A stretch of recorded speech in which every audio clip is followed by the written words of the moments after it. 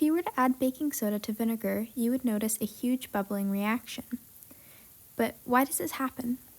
The answer lies in chemical reactions, which are all around us. They can be observed when you light a candle, digest food, among many other scenarios. To be specific, a chemical reaction occurs when the bonds in molecules break apart to form new molecules, which correspond to new substances. The total number of atoms involved in a chemical reaction always stays the same as matter is neither created nor destroyed. The substances that go into reaction are called reactants, and the substances produced are called products. Now let's discuss how to determine when a chemical reaction has taken place. The first indicator would be an unexplained formation of bubbles. Turning back to the reaction between baking soda and vinegar, the emergence of gas bubbles illustrates that a chemical reaction has taken place. Another sign is the absorption or release of energy. What this means is that we should look for temperature changes or the appearance of light. For example, when you light a candle, the flame shows that a chemical reaction is occurring. This specific reaction is called exothermic, which means that it is releasing energy through the emission of light.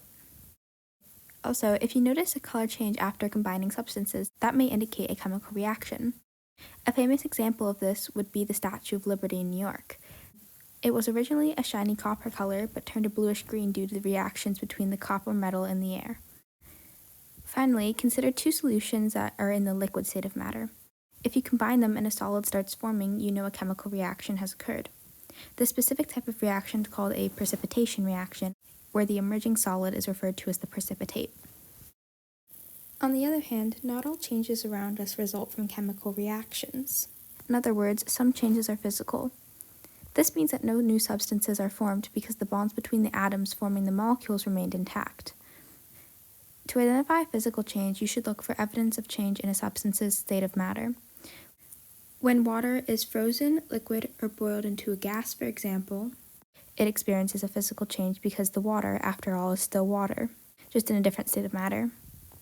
Also, actions like crushing or cutting a substance are physical changes because they do not change the actual composition.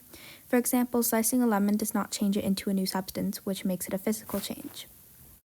Therefore, when considering whether a change is chemical or physical, you should consider whether any new substances are being formed. Some evidence of the formation of these new products may be revealed through the formation of bubbles, release or absorption of energy, color changes, and the formation of a precipitate. Thank you for watching.